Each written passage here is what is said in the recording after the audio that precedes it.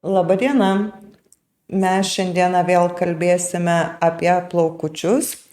Pas mus svečiuose yra Airidas, plaukų specialistas, Jolanta, plaukų specialistė Sveiki. ir aš, Vilma, taip pat plaukų specialistė. Tai šiandieną gal pakalbėkime apie paauglių plaukų priežiūrą, šukuosenas, madas. Apie plaukų priežiūros priemonių sąveiką tarpusavyje skirtingų gamintojų, sauso šampūno, sakykime, naudojimą. Ir manau, reikia paliesti temą apie trendus, kas yra populiaru dabar, kodėl verta ar neverta žiūrėti TikToko visus trendus ir kokios spalvos gražiausias šį sezoną. Ir kaip komunikuojame su savo meistru kirpėjų, kokia komunikacija, kad neišliktų vis tik tendencingai atvira, taip atvira. Airidas pas mus yra svečias, tai mes nuo jo gal ir pradėsime kalbėti. Airidai, tu dirbi dabar Kaune, prieš tai dirbai Vilniui. Taip. Ar yra skirtumas klientų norų, stiliaus? Klientų norai visi pas visus tokie patys, nesvarbu, aš manau, ar dirbsi kaimelį, ar didmiestį, ar centre, ar kažkur tai rajone, jie visi nori sveikų ir gražių plaukų už prieinamą ir gerą kainą. Tai čia, manau, pas visus absoliučiai tas pats yra, tai nesvarbu, ar Vilnius, ar Kaunas, jos nori gražių žvilgančių plaukų, taip kaip vaikšto tos visos socialinės žvaigždės, ateina, rodo nuotrauką, aš noriu taip, noriu tokių plaukų. Nesvarbu, kad jie yra labai stipriai pažeisti, nudeginti nuo šviesinimo ar kažkokio dažymo, nesilaiko kažkokių tai priemonių, kurias rekomenduoju joms ten naudot, jos tiesiog naudoja paprastus šampūnus, paprasčiausius kondicionierius, arba nenaudoja išvis nieko, arba naudoja vieną arba kitą, arba pavyzdžiui pas jas yra mąstymas toks, kad kaukę galbūt gali pakeisti kondicionierių, tai bandau įteikti ir tą, kad ne, taip negali būti, toks nėra to pakeitimo dalyko, tam ir yra išleisti ir sukurti produktai, kad jie padėtų, tai jos nori naudoti mažiausią kiekį priemonių, ką tik gali, bet turėti geriausią rezultatą. Tai visada sakau, kad jeigu norit gražių plaukų, reikia investuoti. O labai sunku edukuoti žmogų, pavyzdžiui, į kėdę atėjęs klientas panašu, kad jisai išgirsta, ką man tai pasakyti jam, ar nelabai, nes, sakykime, aš pati, irgi, jeigu iš tos pusės, aš irgi taip susiduriu su tokiais variantais, kada ne visada žmogus išgirsta tave. Tu stengiasi jo, kaip sako, tai edukuoji, kad reikia naudoti kaukę ir būtinai ir ne kitaip, o vis tiek yra ta priešinga nuomonė, kai kurios klientės tiesiog užsiblokuoja ir nieko nenaudoja. Ar pačiam taip dažnai pasitaiko tokių variantų, kad vis tiek grįžta ir yra ta situacija tokia, kad tikisi tik pas kirpėją kėdėjai gauti wow rezultatą ir kad jisai toliau bus namie nieko nedarant. Tai aš bandau visą laiką jiem duoti tokį supratimą, kad namuose irgi reikės priežiūros, nesvarbu kaip tu, nes aš asmeniškai visą laiką vadovaujuosi tą nuomonę, kad kirpėjas atlieka apie 40% darbo, o likusius 60% klientas namuose. Tai sakau, aš neturiu burtų lazdelės ir nepasakau abrakadabra ir išleidžiu stebuklingais plaukais, sakau, lygiai taip pat išsifenuoti jūs galite namuose, lygiai tą patį rezultatą pasiekti jūs galite namuose, tam reikia praktikos. Ir kažkiek tai žinių. Sakau, žinias, ką aš galiu perdodu jums visų 100%. Bet aš manau, kad galbūt dar ir pasitikėjimas pačio žmogaus yra labai svarbus. Jeigu tu kalbi nuoširdžiai, tai galbūt jisai ir labiau patikė, kad tu iš tikrųjų ne iš oro trauki kažkokius tai dalykus. Pats irgi išsilavinimas, seminarų galbūt netgi irgi lankymas, tas naujienų domėjimasis, tas labai daug duoda. Tai jeigu žmogus mato, kad tu dalyvauji, domiesi, kalbi, darai, tai jisai galbūt kitaip visai ir žiūri į tave. Taip, dabar yra dar plus tas tvarumo mada, ar ne, kad kuo mažiau buteliukų, kad kuo mažiau ten visokių turėti namuose spinteliai produktų. Tai yra ir kompanijos, kurios iš tikrųjų sukuria balzamas ir kaukė viename. Tai yra visai normalu ir labai geras dalykas iš tikrųjų. Galbūt klientės prisiklausiusios tokių informacijų, jos tada galvoja, kad uždėsiu ir užteks. Tai ne, iš tikrųjų, čia reikėjo žiūrėti pagal kosmetiką. Taip. Kas toj kosmetikoje, ką papildo, ar uždaro, ar atidaro. Tikrai taip, nes turbūt sakyčiau, kad, sakykime, kaukės, po kurios būtina dėti kažkokį tai kondicionierių, kaip tik yra reta dabar jau. Taip. Nu, reta priemonė, ar ne, tokia, o jos vat vieną kažkokią tokią ištraukia ir tada susigalvojusios vat sluoksniuoja bereikalingai, sakykime, nes nebėra tos naudos tokios ir kažkokio tai tikslo, o jau kai reikia, tai nepadaro tą, ką reikia iki galo. Tai vat, jo, bet yra tam tikras tipažas žmonių, kuris tikrai vat, ir šiandien dieną ir pas mane yra sugrįžtančių, kurios tiesiog sako, žinok, nu aš esu tinginė. Tik nepykus, aš nedarau nieko namie, bet tą savaitę po kirpyklos labai džiaugiasi plaukai. O to sakau, jokas, o kaip po to jūs gyvenat? Na, po to jau pasiegu, parišu ir laukiu sekančią vizitą. Tai va. Gal didžiausia blogybė yra ta, kad klientės galvoja, kad paimsiu vienos kosmetikos šampūną, kitos paimsiu kaukę, trečios paimsiu aliejuką, ketvirtos dar kažką ir tada atsiranda matiniai plaukai, tada būna apsunkinti plaukai ir gaunasi tikrai negeras dalykas. Tai šito tikrai nereikėtų daryti, nes aš pati vėl bandau viską ant savęs pirmiausia. Tai išbandžius ne kartą ir tikrai rezultatai labai nežavi, nes skirtumas yra akivaizdus. Bet galbūt vis tiek, manau, jeigu pats kirpėjas, jos specialistas, meistras to kliento, jeigu jisai yra irgi išbandęs, nes aš, pavyzdžiui, irgi turiu sesę ir mamą, tai linkėjimai joms, jos visiškai seniau būdavo mano bandymo triušis, tai jeigu kažką naujo sužinau, noriu išbandyti. Ir pabandyti ant jų, tai su mamos plaukais buvau gerokai prisižaidęs, nes vis tiek aš ją pasiėmiau, atsimenu, kai man reikėdavo ir į mokyklą, visą laiką pasikviesdavau ten, kai būdavo tie praktiniai dalykai. Nu, tai baisu, paskui reikėjo gelbėti plaukus, tai ačiū Dievui, dabar turi gražius, blizgančius, žvilgančius plaukus, sesė lygiai taip pat, irgi ilgais plaukais iki sėdmenų. Šviesinti visiškai, seniau irgi lankėsi pas kitą meistrą, nes aš tiesiog pasakiau, sorry, bet kryžium ne, ta prasme aš nepriimsiu tavęs, kad ir kaip norėtum, nes labai ilgi plaukai, jų labai daug.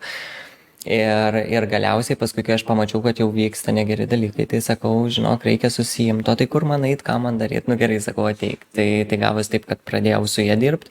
Ir aš gal truputėlį nesutikčiau su tuo, kad reikia visiškai viską vieno brendo naudot. Aš esu atradęs irgi dalykų, kur nors aš turiu ir vieną brendą, gal ne apie pačių brendų pakeitimą kalbėčiau, bet apie linijos. Pavyzdžiui, jeigu linija yra visiškai šviesintam, bet aš gal šitą patikslinti norėčiau, kad jeigu, pavyzdžiui, linija visiškai šviesintam plaukui, nebūtinai viskas atitiks. Galbūt ten šampūną reikėtų rekomenduoti vieną, nes tiesiog per dažnai riebaluojasi galvos oda, o šviesinto plauko šampūnas galbūt jisai drėkina tiesiog plauką ir tas plaukas tiesiog greičiau susiriebaluoja. Tai šitam tai pritariu, kad iš tikrųjų linijas galima to pačio brendo tikrai keisti, atrinkti, nes būna netgi ir taip, kad vasarą tinka vienas, žiemą kitas. Taip. Tai čia yra 100% taip, bet sakykime, aš kalbu apie tai, kad vokiečių gamintojai ir italų gamintojai, sakykime, tai čia jau yra tikrai prasilenkia ir tikrai nereikėtų to daryti, nes sakau, būna įvairių variantų, aš pati irgi tam tikrų, mėgstu labai bandyti daug visko, visaip kaip. Tai taip, yra perliukų, kurie yra viskas gerai, bet yra tokių, kurie tikrai, sakykime, plaukas ten sušoka į veltinį ir nesuprasi, kas su juo atsitiko. Tai jo labiau dabar vasaros metu ypatingai, sakykime, pastebiu tokią tendenciją, kad ateina klientės su pažeistais plaukais, ar ne? Ir pradedam gvildenti ir tas plaukas net nemoku pasakyti, ne tai, kad tįsta, sakykime, vandenį, ar ne, jau plaunant galvą, kad jisai tampos guminis, bet jisai kietas, lyg per kietas, lyg kaip šepetėlio, bet standaus galiukai palieka ir mes tada pradam ieškoti tos visos, sakykime, priežasties, kodėl taip įvyko. Tai tikrai yra dažnu atveju priemonių pereikvojimų, kaip sakyti, per didelis kiekis uždėtas perteklius priemonių. Tai kaip ir sakau, viskas susaiku ir kai aš pasakau klientai, šiandien grįžus namo, tu jau naudok, sakykime, tik šampūną ir kaukę, nuimk visus aliejukus, visus paliekamus kondicionierius, visokius serumus, viską nuimk, pabandom 2 savaitės pagyventi, taip dažnu atveju tai susitvarko. nes yra perteklius priemonių, per daug silikono ant galų, aplikuoja kas antrą dieną arba kiekvieną dieną vėl papildomai neplaunant galvos ir to pasekoja, atsiranda gal daugiau, sakyčiau, tokia ne priemonių maišymas tarpusavį kažkoks didesnė žala, o ta, kad jų naudoja per daug. Tarytum, oi, man prieš tai sakė, sako specialistė, kad jokiais būdais aš be aliejūko niekur negaliu net iš namų išeiti. Aliejukai yra dviejų tipų. Yra vieni tirpus vandenį, kiti yra netirpus vandenį. Tai tie, kur tirpus, tai jie iš tikrųjų su kiekvienu plovimu jie išsiplauna, nusiplauna ir viskas su jais yra gerai. Bet tie, kurie yra netirpus, tai juos galima naudoti kartą per savaitę. Tai čia irgi reikia dar pasižiūrėti, ką tu turi namuose. Taip, stipresnį silikoną arba visai būna, kad jos sudėty būna tas, kuris visiškai neįra vandenyje. Vienas yra, kur išplaunamas, sakykime, vienas iš dažniausiai naudojamų, tik tiek, kad sunkiau pašalinamas, ar ne? O jeigu aplikuojam tą, kuris yra visiškai neišplaunamas ir plus su karščiu sąveikoje sudaro dar didesnę plėvelę, tai viskas, kas ten plėvelė paviršyje stiklas. Taip, bet dar grįžtant prie tų šiurkščių plaukų, tai aš irgi turėjau vieną klientę, kur visiškai plaukai kaip šiaudai atrodo, nors jie buvo visiškai juodi, ta prasme net nešviesintas plaukas, kažkada šviesintas, bet ten jau tikrai nuaugęs, ta prasme pamiršta yra. Tai irgi toks kietas ir toks šiaudinis plaukas, bet pas ją buvo dėl to, kad jinai tiesiog nieko nenaudoja. Toks, kur galvoju irgi, kad ten galbūt brangesnio kokio vieno aliejuko užteks ir viskas. O jinai nebuvo pasidariusi kažkokios plaukų procedūros? Ne, nebuvo nieko. Jeigu keratininių tiesinimų, nes dažniausiai po šitų variantų aš irgi pastebiu, kad stipriai ta plėvelė paviršyje užklijuota ir jau kietas tas plaukas. Nes ten automatiškai tiek laiko, kiek yra tas keratininis tiesimas, juk ten niekas neįeina į plauko vidų, nei kaukės, nei kondicionieriai ir klientės verkia, kad aš naudoju pačius brangiausius, pačius geriausius. Man nieko nepadeda ir niekas. Nepadės. Taip, tai aišku, kad nepadės. Tai ką jūs galvojat prieš tai? Apvyniokite ranką maistinę plėvelę ir pabandykime ją nusiplauti, žinai. Taip, arba užsidėti kremą, kad jisai susigertų. Taip, visiškai nieko, tiesiog ranka liks be nieko. Dar noriu labai paklausti, ką galvojate apie sausus šampūnus. Nes aš manau, kad čia tik tai kuodam ir daugiau niekam. Bet nes čia turėtų būti draudžiamas dalykas šiaip aplamai. Toks, kur negaliu, žinokit, ir kuo toliau, to daugiau klienčių jį naudoja. Ir aš negaliu suprast, kodėl. Todėl, kad anksčiau, tarybiniais laikais, naudojo miltus arba krakmolą ir buvo tam, kad sugerti prakaito perteklių ir būtų sausa oda. Šampūnai sausi yra sukurti žmonėms ligoniniai. Aš jau esu kalbėjusi prieš tai podcastuose, nežinau, kaip lietuviškai reikėtų pasakyti, bet yra sukurtas ligoniams, kurie guli lovoje ir kurie labai šyla ir prakaituoja. Tai kas antrai dienai papurkšti tiesiog, kad jiems būtų patogiau. O iš tikrųjų tai yra pagalba meistrui, kuris daro šukuosenas, kuodus ir taip toliau, kuris bus greitai nuplautas. Tai yra parai ir nedaugiau. Ir namuose naudoti griežtai ne. Tikrai, aš neleidžiu lygiai taip pat ir jos tengiasi edukuoti, kad... Yra lakas, yra standikliai, yra tikrai dabar pasirinkimas labai didelis. Galima panaudoti kažką kito. Taip, bet kokią kitą priemonę galima rasti, tiesiog reikia išbandyti, nusipirkti mažesnį kiekį, pabandyti, pasižiūrėti toks, kur tikras. Aš visada sakau, ateikit pas meistrą su tuščiu buteliuku. Bet tas, kur galima atsisukti ir kažko paprašyti, gal tu gali man įpilti, aš noriu pasibandyti, ką tu naudoji man. Ar man tiks namuose, ar netiks. Tai vėlgi, ar man gausi su juo pasidaryti kažką. Tai visada rankinukė bent porą buteliukų tuščių turi būti ir tada bus viskas aišku. Išsibandysi, pasibandysi ir bus tvarkoj.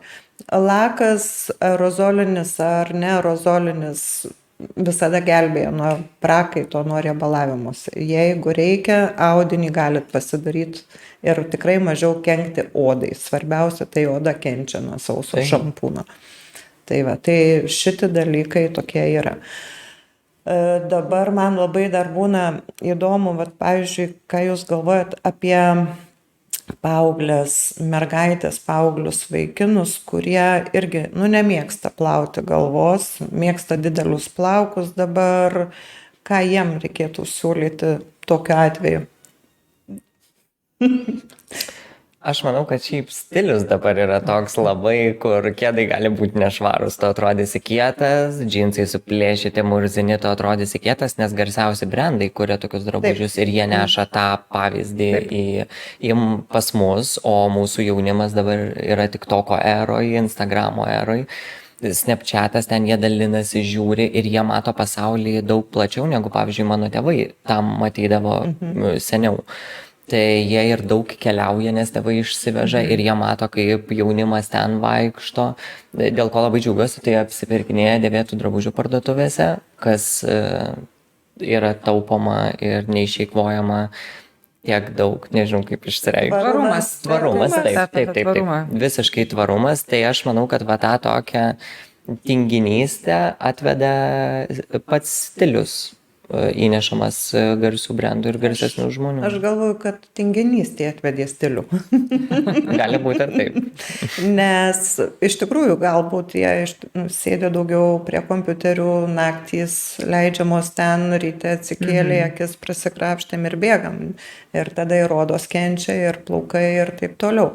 Dar, sakykime, kaip bet tas variantas, kad visos mamos nori, kad vaikai būtų nukirpti tvarkingai, kaip, sakykime, pačio šukuosena, kad būtų trumpa ir ne kitaip, nes čia jisai man gaurais apaugęs, jis čia mane gražus ir taip toliau. O jie nenori, prieštarauja. Taip, paaugliam labai yra sudėtinga iš tikrųjų situacija. Mes visai nesenai ir studijoje diskutavome šitą temą, nes atėjęs vaikinas prašo trumpesnių plaukų, o mama, tai yra ilgesnių plaukų palikti, ta prasme, kad sako, aš nenoriu jaustis nuogas. O mama sako, skuskit čia iki pat, kad nereikėtų kuo mažiau eiti. Ne, ta prasme, vėlgi mes turim kažkaip tą tendenciją perlipti per save, mes negalim būti visi vienodi, ar ne? Negalim būti visi vienodi ir negalim savo vaikų padaryti su visais kartu vienodais. Ir kaip man gražu, vaikas turi gerai jaustis. Ir tai ilgesnė šukuosena tikrai jinai gali būti labai graži. Vėlgi buvo kažkokiu etapu labai madinga ta dredų era, ar ne? Ten dėl švaros ir priežiūros, kaip sakau, yra atskiri jo reikalai, ta prasme. Vėlgi, bet yra įvairiausi pinimai, yra tie patys cheminiai sušukavimai, ar ne, paaugliam, kurie dabar labai madingi, kas nereikalauja po to savaitę laiko minimum plauti galvos, nes tikrai galima gražią suformuotą sušukuoseną turėti. Vėlgi, aišku, šampūną tinkamą pasirinkti, kad būtų paauglys išplauta galva, o nepaliktų kažkokiu tai sebrumu ar ne, riebaluotų plaukų. Tai va čia yra didelis irgi dalykas, nes jeigu yra neišplauti plaukai, tai faktas, kad jie atrodys nešvarus ir galbūt ir tą niežulį sukels perteklinį priemonių naudojimas. Tai va tas švarus plaukas, ar ne, ir paaugliui dažniausiai tikrai bent jau savaitę laiko išvaikščioti neplautais plaukais nėra jokios problemos. Jau labai tam tokiam paaugliui, kuris eina, sakykime, į hormonų disbalansą, jiem yra sudėtingiau, ar ne? Bet jau reikėtų plauti. Bet jaunesniem vaikučiam, jeigu kalbant apie jaunesnius vaikučius, kurie tikrai gali ir 2 savaitės neplauti galvos, kol jinai nėra pripilta smėlio, tol viskas su jais ir tvarkoj. Tie plaukučiai jie nesiriebaluoja. Smėlis vietoj sauso šampūno. Tai va, tarp kitko, tik kad patiem mums tėvam atrodo, kad žinai, jau baisu ir nešvara ir negerai, kad reikia plauti. Iš tikrųjų, tam vaikui viskas ten tvarkoja ir nereikia jo ten liepti. Taip, aš iš tikrųjų galvoju, bet tėvai niekada nesusimąsto, kodėl paaugliai nori tų ilgų plaukų. Reikia suprasti, kad jie save stebi veidrodį, nors mums atrodo, jie prie veidrodžio neprieina. Bet iš tikrųjų jie net nelabai gali žiūrėti į save dažnai, nes jie virsta bjauriaisiais ančiukais, atsiprašau aš vaikų, bet iš tikrųjų tas yra. Tai jie pamato ausytės didesnės, tai nosis didesnė, tas toksai dalykas ir jie bando slėptis po plaukais. Tai leiskim jiem pasislėpti, ateis laikas, jie tikrai patys viską nusikirps, susitvarkys, tik jiem padėkim būti savim. Aš taip galvoju. Taip, nes tai ir patys brendimo reikalai, sakykim, tas pats spuogas išdygęs ant kaktos, ar ne, kirpšių zona labai puikiai jį paslepia ir viskas, ar ten kažkoks praretėjimas smilkiniuose, ką būna tikrai paaugliai, net ankstyvoj paauglystėj vaikinai dažnu atveju netenka, sakykim, ar ne, smilkinių zonose plaukų, nes tai yra genetika, galbūt iš tėvų paveldėti kažkokie dalykai, ar ne, ir jiem, berniukam ypatingai yra sudėtinga po to šitus dalykus, tai geriau leiskim truputėlį užleisti, stilingai, gražiai pritaikykim tą sušukavimą, kažkokį tai, sakykime, kirpimą, kur nebūtinai ten nuskusti iki plikumo nulinių numerių ir paleisti eilinį barberinį kirpimą, ką nori ten tam tikri vyrai, ar ne? Taip, nes lygiai tas pats suaugęs, jis irgi savo kažkokius defektus juk bando paslėpti, ar tai drabužiais, ar tai plaukais, Barzda. nesvarbu kom, taip, absoliučiai kiekvieną defektą lygiai taip pat ir suaugęs nori paslėpti, tai leiskim ir vaikam, aišku, reiktų išlipti irgi galbūt iš to liūno, aš labai norėčiau, kad žmonės mažiau galvotų, ką pagalvos kiti, mažiau susireikšmintų, nes žinokit, niekas, jeigu ten pas jūs ant marškinėlių yra plėmas, niekas jūsų tą dieną tikrai nepastebės ir jūsų to plėmo ant marškinėlių tikrai nediskutuos apie tai ir nesakys, o dieve, šiandien gatvėje mačiau bičas ant marškinėlių su plėmu, nu žino kaip atrodė. Tai taip, aš tikrai abejoju, kad jie sakys ir aš abejoju, kad atsimins, tai reikėtų išlipti, manau, Aš iš tų pati tai kompleksų. nepastebiu tokių Bet net ir dalykų. moksliniai tyrimai buvo visai neseniai taigi atlikti, kada į darbo pokalbį žmonės buvo kviesti ir, sakykime, ar ne, grimerės nupieštos randas ant veido ir po to jisai buvo nuvalytas. Ir žmogus atėjęs į pokalbį, jis jautėsi labai blogai, sako, mane nužiūrinėjo, manęs dėl to turbūt ir nepriėmė į darbą, ta prasme ir visą kitą, ir po to parodo veidrodį, kad tu neturi to rando. Tai vat, vėlgi mūsų vidiniai įsitikinimai, mūsų kažkokie tai pasąmoniniai dalykai, jas labai padaro šitus dalykus ir tai nėra Taip, gerai. ir vėl mes grįžtam prie to dėl to, kad žmonės per TikTok ir Instagramą mato gražų gyvenimą, kur ten, nu, ta prasme, viskas tobulai atrodo, iščiustita iš nuo iki, kur žmonės realybėj net nepanašus į save, kai tu juos sutinki. Taip. Tai toks, kur prisižiūri ir paskui bando vytis tą. Taip, tai apie vaikinus pakalbėjom, o dabar merginos, kurios bando būti gražios, dažytis plaukus pačios, paauglės prisižiūrėjusios mamų, kaip mamos dažosi namuose plaukučius pačios ir tada pačios puolasi netgi ir kirptis, ne tik, kad pas mane dabar buvo neseniai tai su kirpčiukais pasikirpus ir padarykit ką nors, prašau, maldauju. Taip, turiu ir aš tokių klienčių, iš tikrųjų ir klienčių dukrų, kurios, ačiū Dievui, didžioji dalį jau pavyksta edukuoti, kad stenkitės neprisidaryti kažko, geriau atvykite pas mane, bent bandysim susitarti, pasidėlioti ir pakalbėti, ar ne. Yra tikrai labai gerų ir kokybiškų nuplaunamų kondicionierių, kurie tikrai nusiplauna per tuos 4 ar 8 plovimus, sakykim taip. O yra tokių, kur tikrai tekę yra buvę, atvyko klientė, pasakodama, kaip dukra su draugėmis aną savaitgalį nusipirkusios parduotuviai žalius dažus dažėsi, tai draugiai 2 savaitės ir gal dar net po to ilgiau jinai netrašė, man atrodo man, kad nuo ausų ir veido ta žalia spalva nedingsta. Tai ne tik nuo plaukų, sakykime, ar ne, nes yra tekę ir išiminėti, tai va tikrai yra gerų priemonių, kokybiškų, nuplaunamų kondicionierių, balzamo ar tai kaukių, kurie yra profesionalaus naudojimo, kurios mes išsibandę ir žinom, su kuriuom galima padaryti lengvas, gražias rogeles, kurių tikrai iki mokyklos suolo rugsėjo mėnesio neliks, nei matyti, nei girdėti ir viskas bus labai gerai, arba tie patys pridėtiniai plaukai. Taip, pridėtinių plaukų irgi šiandien dieną yra didžiulė gausa, skirtingų spalvų, įvairiausių atspalvių ir galima išpinti gražiausius pinimus, kasytes, išvirkščias, neišvirkščias, afro ir dar įvairiausias, kur tikrai paauglės mergaitės džiaugiasi, ateina pasipuošia ir ten, sakykime, laikinas dalykas, niekom labai nesuklijuoji, tiesiog išpini plauko visiškai nepažeidi ir, sakykime, savaitį laiko, kad ir 2 drakoniukus išsipinęs, gali išvaikščiot pasikeitę savo stilių. Taip, ypatingai vasarą plaukai šiaip pašviesėja nuo saulės, kas atrodo labai įspūdingai ir gražiai. Aš irgi kiek klienčių turiu, tai kardinaliai jų natūrali spalva pasikeičia vasarą, tie plaukučiai, jeigu, pavyzdžiui, atlieka irgi kažkokias procedūras, naudoja geras priemonės, tie plaukučiai blizga prieš saulę, tiesiog stovi, tu žiūri ir gražus, spindintis, truputėlį nuo saulės nubučiuoti tokie plaukai. Taip. Tai tas labai labai gražu.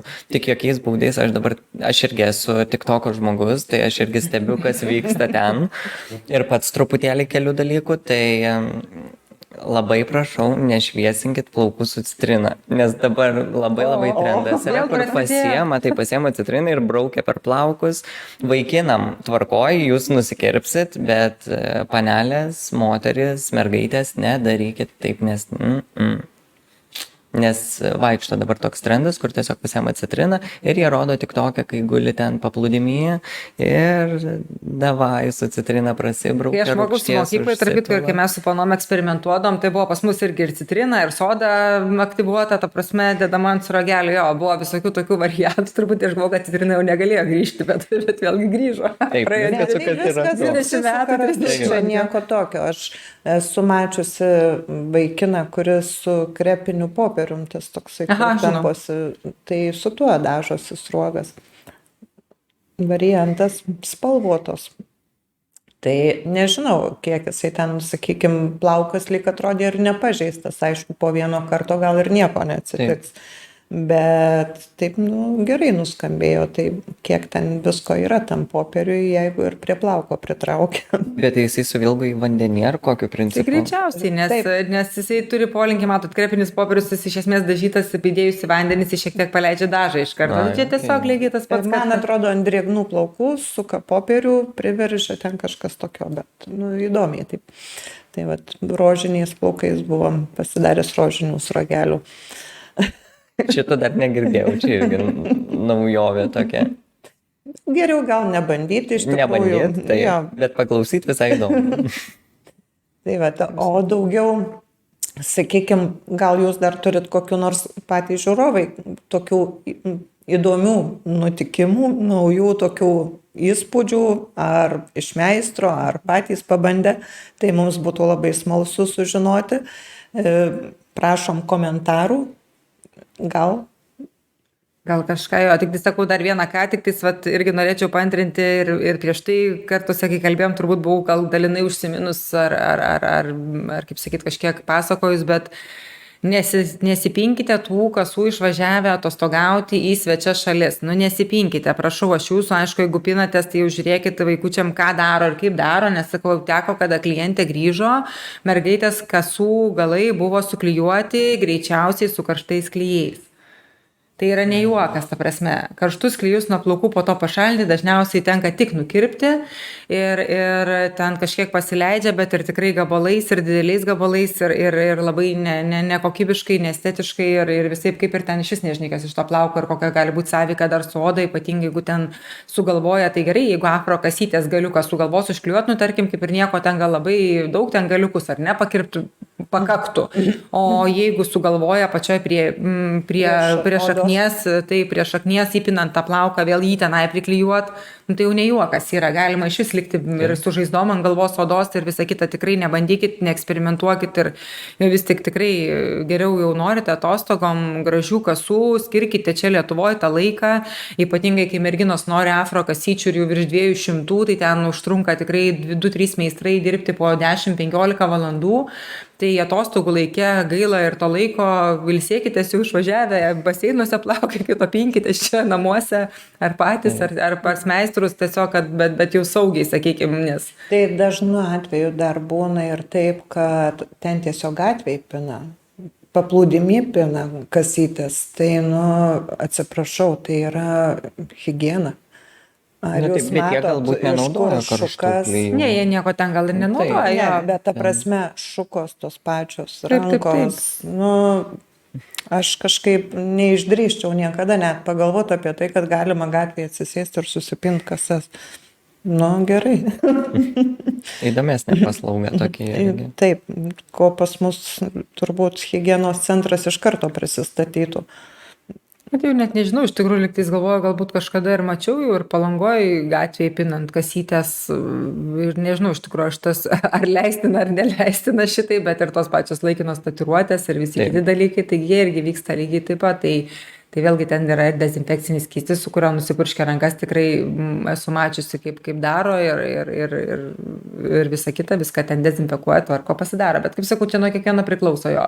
Nuo kiekvieno meistro. Jo, nuo kiekvieno meistro, nuo sąžiningumo, nuo pačio supratimo. Yra ir šalies reikalavimai, reikia ir to nepamiršti, kas leidžiama vienur, kitur tikrai ne. Tai vėlgi, sakykime, dažnai tikrai nenustebsiu ir po šios vasaros, kad atsiras ir su utėlėm žmonių, jaunų vaikų, po stovyklų, po kelionių, po visko, nes tai nepraeina nei vieną vasarą taip ramiai, visada būna tokio gėrio, tai didžioji dalis pagrinde ir būna, kad, sakykime, viešbučiuose kažkur kažkas ne taip, stovyklose vėlgi lyg ir skalbia ir dezinfekuoja, bet ne taip paprastai tie dalykai užsimuša. Tai nebijokit eiti į vaistinę, ten yra dabar tikrai šampūnų, nereikia tokių drastiškų dalykų, kaip buvo tarybiniais laikais, žibalas Plaukų nuskutimas ar plaukų nuskutimas arba netgi tas, kur dichosas buvo, netgi ir tuo purkštavo, tai jau šitų dalykų tikrai nereikia, yra skysčiai, yra šampūnai, kurie per laiką sutvarko. Mes truputėlį jau pažengę esam ties šituo dalyku. Jau net netruputėlį, čia pasidomėjus, taip, tai aišku, pasidomėjus, svarbiausia reikia domėtis visą laiką. Ir nebijoti klausti. Taip, drąsiau. Tai yra iš tikrųjų ne dėl to, kad pas žmogų yra nešvaru. Tai yra tiesiog nuo kažkokio tai, sakykime, gal vieno, kuris ne visiškai tvarkingai gyvena, ar ne žmogaus. Ar netgi būna ir nebūtinai nuo netvarkingai. Žinau atvejų, kad tiesiog nuo streso įtampos gali pas žmogų atsirasti toks daiktas kaip utėlė, nes imuninė sistema nusilpsta ir pas jį tiesiog apsigyvena parazitas. Tai tikrai nereikia bijoti šito, kad atsirado, tai jau dabar viskas pasaulio pabaiga, tikrai ne. Taip, ir jeigu netyčia, sakykime, būtų taip, kad ir į saloną atėjus, ar ne, mes pamatome, kad kažkas yra negerai ir pasakom, tarsi, aišku, visada tai yra pasakoma taktiškai ir be jokių ten, sakykime, didelių dramų ir skalambijimų visiems kitiem aplinkiniam, ne, tiesiog priimkite tai normaliai ir nuvykite, nusipirkite vaistukus ir susitvarkysit ir viskas bus gerai. Tai čia ne. Šiaip salonuose negalima aptarnauti. Taip, tai sakau, jeigu pastebėjo meistras, jisai tikrai pabaigs, ką pradėjo, jisai išsidezinfekuos, padarys, ką reikia, tai taip, kad ir jūs perspės. Tai čia viskas yra normaliai. Aišku, gali būti netgi, ko gero, ir iš ežerų parsivežama, vėlgi ten. Galbūt. Nes čia, toks, sakau, parazitas, kuris nenuspėjamas. Tai tiesiog. Ir nebijot kalbėti su savo meistrais, kreiptis, klaust. Aš manau, kad mes visada esam pasiruošę padėti. Visais klausimais atsakyti ir nebijokit drąsiau. Lygiai taip pat, jeigu kažkas kažkur netenkina. Pavyzdžiui, aš manau, kad lietuviai vis dar kažkodėl labai nedrąsūs žmonės. Jie bijo pasakyti, jeigu kažkas nepatinka. Aš su viena irgi pažįstama kalbėjau, jinai sako, turėjo kažkokią šventę ir sako, man pradėjo daryti makiažą ir paklausė, kokios spalvos aš būsiu apsirengus. Ir jinai sako, alyvinės. Ir jai tiesiog ta meistrė pradėjo piešti alyvinės lūpas, kur jinai sako, man tokios spalvos net netinka, jinai net nežino, kokio atspalvio alyvinės tos mano kelnės bus. Ir sako, jinai man pradėjo piešti ir ten viskas buvo negerai. Sako, aš prašiau, kad nedėtų blizgučio. Jinai man įdėjo to, sako, blizga šešėliai. Sako, man taip nepatiko, bet aš, sako, sumokėjau visus pinigus ir tiesiog grįžus namo aš viską nusivaliau. Sako, absoliučiai viską ir makiažą, ir lūpas, viską. Tai aš manau, kad lietuviai yra labai nedrąsūs. Bet čia yra labai blogai. Čia visai nesenai iš tikrųjų socialinėje erdvėje irgi buvo diskusija užkilus, kaip sakau, ir nežinau, gal teko ir jums matyti, kad tenai, bet vėlgi kokia yra situacija ir koks yra žmogaus požiūris į atliktą darbą ar ne ir grįžtamą į ryšį.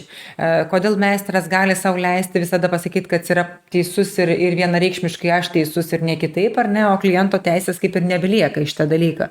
Tai aš tą savo klientą irgi stengiuosi edukuoti, kad aš noriu žinoti, kad kažkas nepatiko, pasakykite, kas negerai, kodėl negerai, bandom keisti, daryti. Tai tas nesusikalbėjimas prieš procedūrą, jis dažnu atveju seka, tai taip, tas klientas, geriausia to dalis, ar ne, kad jisai vienas vienintelis ir jisai nebegrįž.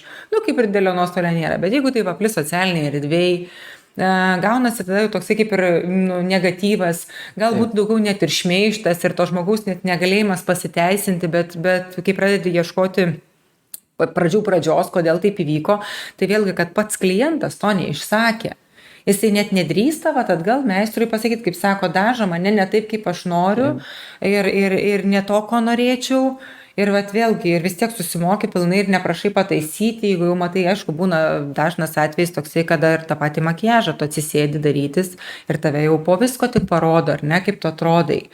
Tai tada jau... Bet tu visada gali paprašyti, vat nereikia bijoti paprašyti, aš noriu pasižiūrėti veidrodį, ar ne per ryškios akis. Taip. Ar Tarkimės tarpusavį, taip. Taip, kur vat parodai nuotrauką, toj nuotraukoje galbūt kažkas yra per ryšku, ar tai ten lūpos per ryškios, ar dar kas nors. Sakai, vat aš noriu kitaip lygiai taip pat su plaukais, vat pavyzdžiui, čia dar yra truputėlį kita situacija, pas mane irgi buvo atėjus klientė, kuri kirposi kitam salone ir kirpėjai ją tiesiog kreivai nukirpo. Vienas šonas buvo trumpesnis, o kitas buvo gerokai ilgesnis, bet tai akivaizdžiai matosi žiūrinti veidrodį ir ta klientė sako, aš iš pradžio pagalvojau galbūt, kad veidrodis kreivas, galbūt sako, aš pagalvojau, kad aš esu pavargus ir sako, aš tiesiog jau blogai matau ir sako, grįžus namo aš pasižiūrėjau, kad iš tikrųjų kreivai nukirpta. Tai ir aš tada pas ją paklausiau, sakau, kodėl tu, jeigu tu matai, kad tavo nuomonė yra kreivai, kodėl tu nesakai, galbūt kirpėjas nepamatė, ar ten užpūtė kas nors plaukus, ar pats sėdi, žinai, susisukęs, va, sakykime, ir gali būti ir tokių variantų. Taip, koja ant kojos uždėjai. Taip, ir aš klausiu, kodėl, sakau, nepasakei, nes sako, jinai, jeigu jinai man būtų dar daugiau nutrumpinus ir sako, vėl kreivai, ką aš tada, sako, būčiau darius.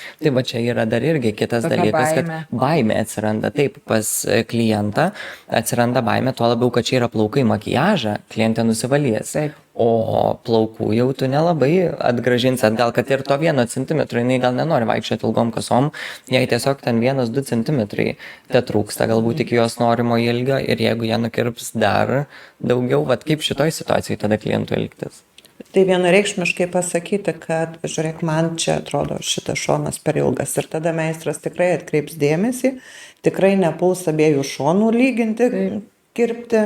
Bet va šitą mes atsakyti už visus meistrus negalim, nes įsivaizduokit, jeigu meistras pats irgi ten ilgai fenuoja, ilgai daro ir jisai nemato, kad kreivas kirpimas, gal jam pačiam baisu prisipažinti? Ne, žinok, greičiausiai tai yra tempas, kaip ir esam kalbėję, mes esam tokie dabar dirbam tempę, vasarą, greitai, daug klientų, galbūt skambutis buvo kažkoks tuo metu, galbūt kai iš tikrųjų jeigu norint nukirpti lygią gražią liniją, tu turi pamiršti skambučius, tu turi pamiršti visus klientus, tu turi pamiršti absoliučiai viską ir turi matyti tik kirpimą. Bet būna ir taip, kad meistras yra irgi žmogus ir jam yra ir skambučiai, ir abi rankos kartais kairės būna, visai būna, visokių dienų, visokių rytų ir taip toliau. Tai yra normalu, kad žmogus suklydo. Ir aš visada sakau, valio suklydo. Jis turi kur pasitempti, jisai turi kur pasitaisyti. Jisai turi vėlgi pradėti nuo pradžių, kur suklydo, nuo 1 klasės, kaip nuo pačio pirmo žingsnio. Taip. Nes aš padariau klaidą ir aš tada bandau atrinkti, kurioj vietoj aš arba tiesiog paimti trumpai ir pailsėti. Kodėl šampūnas ne visada gali padėti? Gelbėtojas. Taip, plaukų slinkimui šampūnas tikrai nepagelbės, nes šampūnas yra sukurtas daugiau išplauti plauką, o ne gydyti. Reikia ieškoti problemos tikrai giliau. Aš jau turbūt savo visiems klientam atsibodau su šitą dainelę, kad pirmiausia kraujo tyrimas, pasidarom kraujo tyrimą, tada žiūrim. Gali būti stresas, įtampa, kaip su Airidu ir kalbėjom pertraukos metu, visi bėgam, lekiam ir nežinom kur. Tai gal reikėtų dėti stabdį pirmiausia, pagalvoti, kaip gyvenu, ką darau, kaip maitinuosi, kiek miegu ir tada ieškoti, pradėti problemos ten. Vasarą, taip, dar prisideda saulė, šiluma ir labai didelis trūkumas vandens. Gal jūs ir daugiau kokių pastebėjimų turite apie tuos slinkimus? Aš pastebėjimą tik tai turiu, kad kraujo tyrimus reiktų darytis ne bendrinius, tuos, kur poliklinikui padaro už dyką, o normalius nuodugnius tyrimus, kad tikrai susižiūrėti 100%, ar viskas yra tvarkoj ir tik tai tada ieškoti, jeigu su krauju, su visko yra viskas gerai, kaip jūs sakote, jeigu vandens kiekis išgeriamas yra pakankamas ir kūnas nedehidratavęs, tada jau ieškoti problemos kažkur kitur, bet iš pradžių tai visiškai pritariu, kad Taip, nes kraujas, vanduo yra pagrindas už tai, taip. kad pats pirminis dalykas, kai mums trūksta vandens ar ne, tai oda ir plaukai paleidžia patys pirmieji, o kai juos pasotinti vandeniu, tai iki jų kol daeina. Taip. Tai yra praktiškai niekada. Taip. Nes mūsų kūnas, kol visi organai vidaus pasisotina vandeniu, prisipildo juo ir visais elementais, ta prasme, plaukai ir oda yra patys paskutinieji, kurie gauna, o kai jau netenkam, tai patys pirmieji, kurie praranda tą drėgmę. Tai va dėl to Labai seniai skaičiau tokią gan įdomią statistiką, tai buvo kurią valandą koks, sakykime, organas mūsų pasiima savo mineralus, savo vitaminus, savo maistą, tai plaukai nuo 3 iki 4 dienos. Tai valgom obuolius tą valandą. Ir dar kaip tik vakar važiuojant namo, tai išgirdau labai įdomią statistiką, kodėl agurkai dabar labai ant bangos. Pasirodo, juose yra daug vandens ir daug mineralinių medžiagų. Tai agurkas turėtų būti pas mus racione, pasirodo, kiekvieną dieną ir 3 kartus per dieną. Jo, vaikui per dieną, žinokit, liepiu, nes vandens būna nenoras gerti, o vėsesnis agurkas iš šaldytuvo ištrauktas yra labai puikia alternatyva, nes tikrai matosi, kad kada vandens trūkumas ir vasara, kad nedehidratuot, tai bent jau tiek. Tai, bent kažko ką galim suvalgyti kažkaip. O kokia jūsų nuomonė yra apie visus šitus, dabar jau PRP procedūros atsiradusios plaukams ir bet ta mezoterapija, sakykime, kokia šita, kaip jūs pastebit, pavyzdžiui, iš klientų pusės, kas darėsi ir kokia nauda, ar pastebima ta nauda, sakykime taip, ar daug turi tokių klientų, kurie atvykę, pavyzdžiui, būna pasidarę šitas procedūras? Aš turėjau ir priklauso vėlgi nuo sąžiningumo meistro, ką jisai daro, mezoterapiją būtent pas mane pagrinde yra. Klientai, kurie darėsi, tai jeigu meistras sąžiningas ir jisai padaro tą, ką reikia, sunaudoja tą, ką reikia ir sunaudoja tiek, kiek reikia, rezultatas matosi tikrai akivaizdus. Kodėl? Todėl, kad dažnu atveju pas klientus būna skalpas, tai už alkūnę kietesnis. Taip. Adatėlis atpalaiduoja. Ir tada žmogaus oda atsipalaiduoja ir ko gero pasisavina ten tie visi mikroelementai po odai į tą 3-4 sluoksnį. Ir taip atpalaiduoja plauko svogūną, netaip įsitempęs ir slinkimas tada sumažėja, pagreitėja plauko augimas, nes pirmu numeriu, ko reikia, tai atpalaiduoti galvos odą. Jeigu žmogus dabar kiekvienas maumonėlį pasiliestų savo, tą vietą, kur maumonėlis turėtų būti, jis turi būti laisvas, kaip pas kūdikius. Deja, pas suaugusius žmonės šito neatrasi nei pas vieną. Taip, aš irgi tavo pastebėjus, iš tikrųjų, kada ateina klientės ir plauname galvas, tai būtent pajauti, kurios, sakykime, plaukai yra vešlesni, jų yra gausa didesnė, o kurios, pavyzdžiui, prarėtėjęs viršugalvis, tai tos didžioji dalykai, pas ką prarėtė, pas mane daugiau moteris, dėl to kalbu daugiau apie moterišką giminę, ne vyrą vieną kitą turiu, tik tais klientą, tai moteris, tai būna tom, kuriuom prarėtėjęs viršugalvis, tai tikrai palėti ir nepajudini, ta prasme, odos, visiškai nepaslanki oda, tai irgi sakau, darykitės masažus namuose, vakare masažuokit galvos odą, stenkitės ją truputėlį kažkiek atpalaiduoti, nes tai irgi turi įtakos labai didelės, iš tikrųjų, nes ir tie stresai, visos įtampos jos surakina. Ir vakare nepabijokit pusę taurę raudono vyno. Geriausiai atpalaiduos, geriausiai raminantys vaistai iš tikrųjų, nes įtampa, stresas neatsipalaiduoja žmonės tiek pas mus. Jie visi įsitempę, bėgimas, plėkimas, kas nori. Turim sužiūrėti viską nuo pradžių iki galo. Ar vaikas mano ten tą Amerikoje gyvendamas tą pasidarė, ar ten dukra Italijoje tą pasidarė, ar viskas ten jiems gerai. Nenugyvensim už vis kitus gyvenimo. Pradėkim galvoti apie save, kaip atsipalaiduoti, kaip pailsėti. Jolanta žiūri į mane ir aš žinau, ką jinai galvoja. Tas žmogus, kuris niekada nesiilsi, žinai.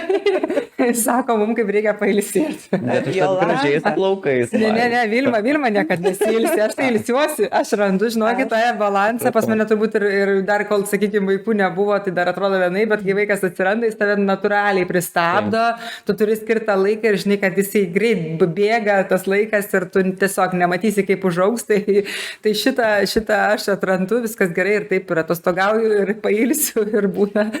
Taip, aš netostogauju, prisipažinsiu, bet pailsėti aš tikrai pailsiu, ramiai. Aš apeinu ryte, anksti atsikėlus, aš pakaifuoju, aš matau debesis, aš matau saulę kylančią, man yra viskas labai gerai. Aš labai džiaugiuosi atėjusi į darbą, kai čia visiems ir sekasi ir viskas gerai, jeigu kažkam nesiseka, tada jau man irgi būna blogai. Bet pailsėti aš moku. Taip, kad ramiai. Nei vienas taip nesidžiaugia, kaip aš grįžtu namo, akmuo po galvą, gerai miegam. Nesvarbu kas, ar ne, žirniai, princesė lovai, ar ne.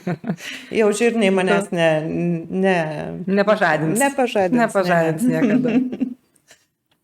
Tai va, o aš dar apie tos, sakykime, apie tas injekcijas, apie procedūras, tai irgi tekia susidurti su tokiais dalykais, kada klientė net iš šono sėdint jau sako, atsargiai tik neliesk man galvos, man labai skauda, palaukit, sakau, kas yra. Jau čia 5 procedūra mezoterapijos ir man beprotiškai skauda, net vaikas negali prisiliesti, bet taip neturėtų būti. Tai jeigu jau atsitinka taip, kad yra nežmoniškas skausmas galvos odos, mes pagalvokime apie tai, kas yra padaryta negerai, nes galbūt ta intervencija gal yra uždegimas galvos poodinėme sluoksnyje kažkur vykstantis.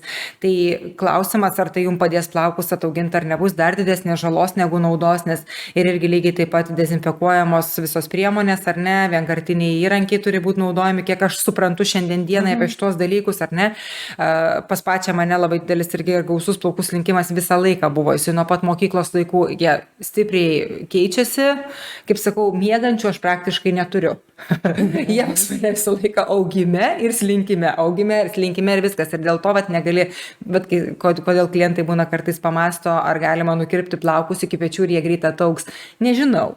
Nes vėlgi, kiek jūs turite tų miegančių plaukų, ar ne savo, kiek turite tų ilgų miegančių plaukų, nes vienom labai didelė greita augimo stadija būna ir tų miegančių praktiškai nėra ir jie vėl auga ir atauga ir jokių problemų, o jeigu pas tave vieno ilgio jie yra ir nukirpsi, tiesiog gali nebeužaugti iki tam tikro ilgio, ar ne? Ir ta kaita įvyksta ir kažkas, bet sakau, svarbiausia įrankius dezinfekuotus, tvarkingus, gerą kokteilį, kad suleistų tą, ką turi suleisti ir nefeikinti ir, kaip sakau, nedaryti tų dalykų, kad žmonių, kurie iš tikrųjų daro pinigus ir tikrai yra.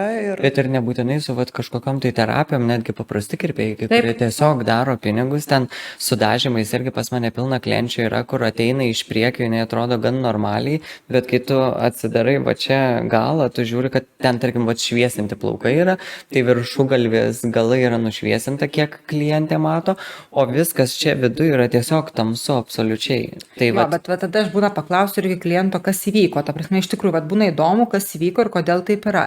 Tai tikrai dalis prisipažįsta ir pasako, kad jie eina pas meistrą ir prašo pataupyti tiek plaukus, tiek piniginę, ar ne? To pasako, sako, man užtenka, sutvarkyk man frontalinę zoną ir viskas bus puikiai ir gerai. Aišku, vėlgi, kaip sakau, kiekvienas meistras nuo savo supratimo ir arba darys pilnai kokybiškai darbą, arba ne, tai čia irgi yra labai mūsų, bet saim tą klientą išklausant ar ne, galima tikrai ten apatinėse sluoksniuose kažkur palikti mažiau dažytą, bet vėlgi gal rečiau įdėti tų srogelių arba bent jau sutvarkyti, nudažyti jo, kompensuoti, sutvarkyti jo ir nepalikti ten plėmais pridarytų dalykų. Tai šitas taip, bet paskutiniu metu labai ateina ir ne viena klientė, žinokit, su tokiu dalyku, kad man, sako, darė 3 metus iš eilės artačą. O aš kilnoju, kad ant to artačio nei kvapo. Sakau, čia geriausiu atveju srogavimo technika kažkokia tai parengta kita, bet tikrai ne artačas, nes kai technika tu supranti ir kai tu žinai, kaip tai turi būti padaryta, ir aš klienčių taip turiu, kurios atvyksta artačui, bet aš jam ir pasakau, šiandien dieną aš jums jo nepadarysiu, nes jūs neturite poplaukio, aš neturiu ko išpūsti. Tai mes darysim juvelyrinį srogavimą, arba vėlimo techniką, arba šatų, bet ką, tarsi kitą ką sugalvos, ar ne, bet ne būtent tą techniką, o jos įsitikina, kad man, sako, 3 metus iš eilės darė šitą, ir sako, aš nesuprantu kažkaip tie plaukai, kaip prastėja, kodėl taip yra, jų ta būklė netokia. Nesakau jums visiškai, bet tada aš jau, kaip sakyt, nesu linkusi sukritikuoti kitą meistrą, nes vėlgi išsilaikai tos etikos ar ne, ir kad žmogus labai kažko nežinotų, bet jau šitoj vietoj negaliu nepakomentuoti, tikrai, aš nesakau, palaukit, aš jums ir parodau, tada kaip, ar kada nors, sakau, gyvenime jums išputinėjo poplaukį. Ne, sakau, tai apie kokią mes ar tą čia kalbam, tai va čia va ir ateinam prie tos kalbos, kada meluoja. Koks to tikslas? Va šito aš irgi nesuprantu, aš manau gal tiesiog, kad pinigų pasidaryti, jo, aš irgi galvoju. Čia tiesiog pinigai. Kad tu sakai, kad tu viską mokai, tu viską gali, ar ne, tu darai sukies iš padėties. Taip, aš manau, kad irgi pinigai tiesiog, o tas klientas, jie vis tiek, jie kartais net nesupranta, kad pavyzdžiui ant jų plaukų būklės neįmanoma atlikti kažkokio tai dažymo, bet tiesiog aš noriu taip ir ne kitaip, aš noriu būtent šito dažymo, o ne kito. Tai tu juos turi privesti prie to, kad rastum geriausią balansą, ką tu gali atlikti ir ką padaryti. Ir arba klientą tas tenkina, arba ne, o kiti tiesiog gerai padarysiu. Ir važiuojam. Tai vat tokie ir daro bet ką, bet kaip, uždeda bet kokį pavadinimą ir viskas. O klientas ir patikė. Aš nemanau, kad dabar daug tokių meistrų, vis tiek žmonės yra... Bet žinokit, Šią savaitę 4 klientės ir Vilma nemeluosiu. Tarsime, visos jos su melagingais reikalais atėjusios. Visiškai nauji 4 klientai, ir ne visiškai su dideliais dažymais ir pridaryta to, ko nebūta. Ir ir nesuprantu, ir iš tikrųjų ir pyktis ima kitą kartą ir ant specialybės, ir ant viso ko, nes tada sėdi rankas nuleidi ir kodėl tu darai kitaip ir tada kas vyksta, žinai. Vėlgi, socialinė erdvė, aš jums atsakysiu, socialinė erdvė yra pilna, galima prisižiūrėti amerikiečių, kiniečių, ko tik tai nori meistrų ir kiekvienas jisai daro AirTouch'ą skirtingai. Ir tai nebūtinai bus AirTouch'as, bet jie patys pavadina jį AirTouch'u. Tai nebent, ir supranti, aš pažiūrėjus, čia yra paprasta, šitą aš galiu irgi padaryti, padariau ir viskas. Bet tai tada gal geriau neklijuot to pavadinimo reikėtų. O tiesiog, pavyzdžiui, pas mane asmeniškai, taip, ar šviesinimo technika, ar kaip nors kitaip, pas mane, pavyzdžiui, bet koks dažymas, aš nesinaudoju dažniausiai viena technika, aš jas taikau kelias šviesinimo metu, todėl pas mane dažymas vadinasi individualus techninis dažymas. Nei klientas, nes jeigu aš klientui ten pradėsiu aiškinti, kokias technikas, kokioj zonoje aš naudoju, ką aš darau, jisai nesupras, tai tiesiog individualus techninis dažymas, pasibet kas paklaus, man tiesiog dažy individualiai pagal mano galvą, viskas, ką jis gali atsakyti. Bet taip ir turi būti, mes esame menininkai, ar ne, visgi. Taip, mes renkamės, kurioj galvos daly parinkti tam tikrą suragavimo būdą, ar ne? Tai aš dėl to ir klientai sakau, aš negaliu, sakau, jūs nesvarbu, kad mes galbūt sakysime, kad mes užsirašom, ar ne kažkokiam, nes norite vienokio ar kitokio dažymo, bet sakau, galbūt pas jūs net neįmanoma jo padaryti. Taip. Arba tada būsi totalinė blondinė. Taip, tu visiškai sukiesi iš padėties, nes kiekvieno žmogaus galvos forma kitokia, plaukai krenta kitaip, verpetas vis skirtingose vietose. Tu automatiškai taip, tu turi prisitaikyti ir jeigu tu atsiskyrei vieną sruogą, tu matai, kad ten nėra tų plaukų, tu automatiškai tu neklijuosi ant to irgi ten kažkokio tai sruogavimo ar dar kas nors, kas gali pakenkti tiesiog žmogui, nes aš asmeniškai irgi stengiuosi kuo labiau išsaugot kliento galvą, jo plaukus, kad kuo mažiau pasižeistų, aš visą laiką sakau, oi tai gal čia visiškai nepasižeidžia plaukai, nes yra dar tokių klientų, nėra tokių dažų, nėra tokių priemonių, nuo kurių nepasižeistų plaukai. Plaukai pasižeidžia taip, kad ir naudojam ten visokius pleksus ir taip toliau, jie vis tiek pasižeidžia. Tai tas toks, kur mes tiesiog galim pasistengti kiek įmanoma daugiau išsaugot jūsų plaukučius ir jų būklę. Aišku, tą klientas ir namuose turi daryti irgi prisižiūrėti ir išsaugot savo plaukus. O kad visiškai nekenktų arba sugalvot ten bet kokį pavadinimą, toks irgi tiesiog melas yra. Kur sako, aš ten visiškai natūraliais dažais dažau, nieko nekenkia, nieko nedaro. Aišku, šiandien dienai daugiausia pyktis ima ant visų, kaip sakyti, atleiskit, bet taip yra iš tikrųjų, kada nekvalifikuoti specialistai apsiima ir pabaigia tiesiog elementarų seminarą, kursą, išklausę produkto technologinės specifikacijas, daro procedūras. Nepykit, bet, ta prasme, jūs negalite liestis prie plaukų, jeigu neturite nieko bendro ir jokio supratimo apie kas yra plaukas, kokia jo yra struktūra ir aplamai, ką reiškia žirklės rankose laikyti. Tai va čia va ir atsiranda tas toksai, kad ateina klientė ir sako, kodėl, o tai jūs, sako, va Jolanta, darot procedūrų, kokių labai va čia daug, nesako, aš atsirinkus keletą, kurios nekenkia plaukų ir žinau, ką darau ir tikrai žinau, kad po to galiu dažyti plaukus ir drąsiai tą daryti, nes po tam tikrų procedūrų atvykus tikrai tu nebegali dažyti plaukų. Taip. Jie lieka tiesiog folijose, sruogos nutrūkusios. Po 10 minučių. Arba nepasiema kažkas. Vėlgi meistro laikas, priemonės, kas už jas atsiskaitys ar ne. Čia visokių variantų. Taip, turi suprasti, ką daro ir nėra taip, kad čia, žinai, paimsi BAMT 2 valandų kursą, paklausysi pas kažkokį tai specialistą ar influencerį, sakykime, nuomonės formuotoją lietuviškai vadinant, ar ne, ir tu jau gali būti savo meistrų didžiausių, žinai. Taip, YouTube'ai dar kelis videkus prieš klientą pasižiūrėjau, kaip daro, kaip veikia ir važiuojam. Taip, čia yra, bet čia yra labai ganėtinai didelė problema su šituo, nes ir patys, pavyzdžiui, aš irgi ne per seniausiai buvau vienam seminare, kuris man taip labai įstrigo, ten irgi pristatinėjo produktą ir produkto vadybininkė ten stengiasi papasakot, kaip kas darosi ir taip toliau. Aš visą laiką, jeigu ateinu į seminarą, aš noriu pasižiūrėti patį blogiausią variantą, tai reiškia, aš noriu turėti patį blogiausią klientą, pačiais blogiausiais plaukais ir įsitikinti, kiek iš tikrųjų yra veiksminga ta procedūra, kiek laiko jinai laikosi, nes kalbėti galima vieną, o iš tikrųjų gali būti visai kiti dalykai.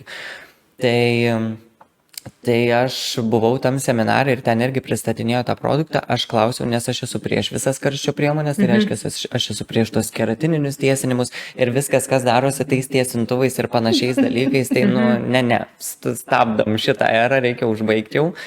Tai aš paklausiu, ar nereikės jokių karščio priemonių, ten naudoti jokių tiesintuvų, kas kepintų ir degintų tą plauką. Ne, sako, nieko nereikia, nebent jeigu turit tai tą šildytuvą tokį, kuris tiesiog šildo plauką, arba pačiu fenu pašildyt. Ir aš paklausiau, nes mano būtent tas modelis buvo šviesintų, visiškai blyčintų plaukų.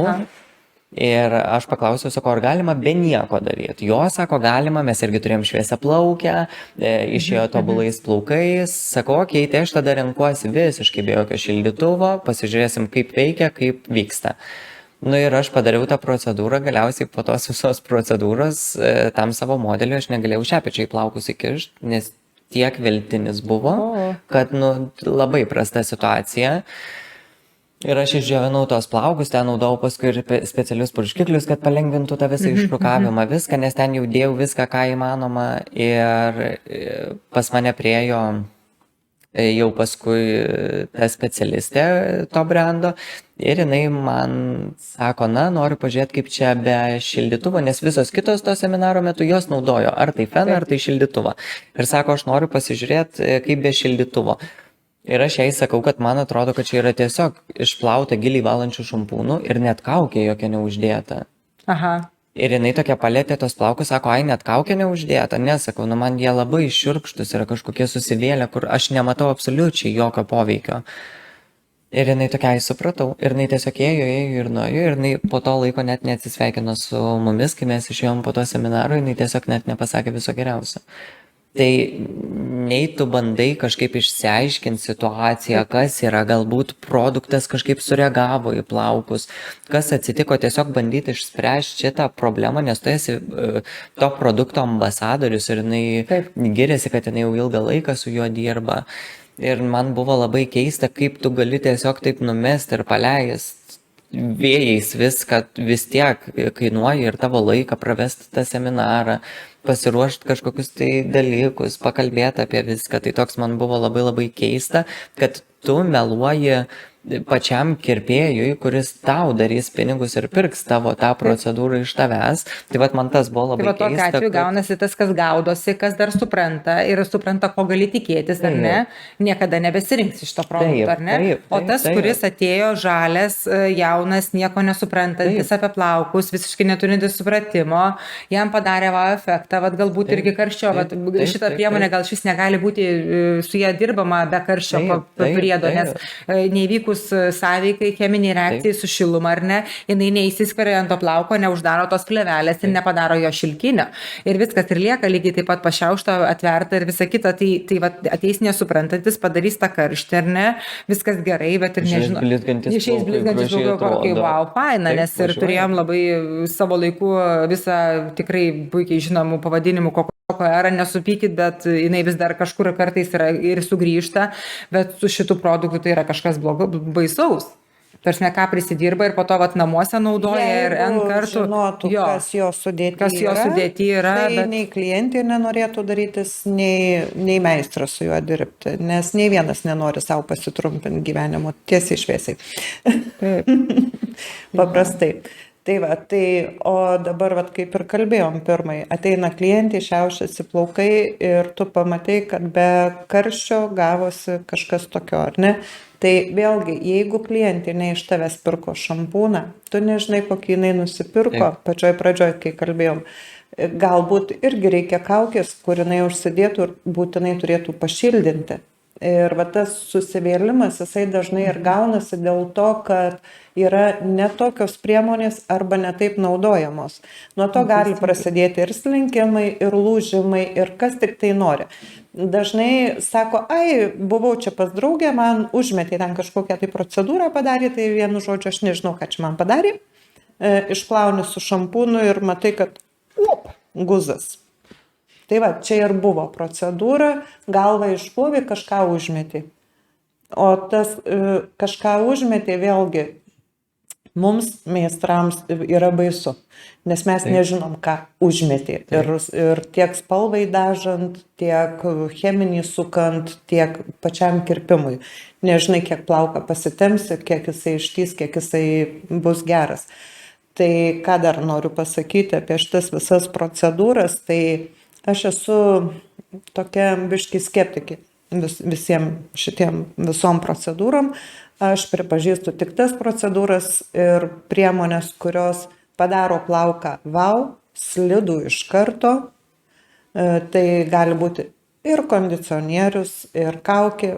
Tiesiog naudojami profesionalių kosmetikų produktai, kurie nusiplauna ir plauko absoliučiai nepažeidžia.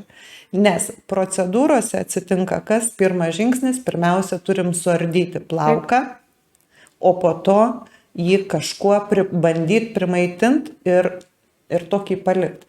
Bet nei viena kosmetika dar nėra sukūrusi produkto, kuris pilnai uždarytų plauką, jį primaitinęs. Išardęs, primaitinęs ir uždaryti. Jo neuždaromi. Už tai tas ir susitraukia veltinis.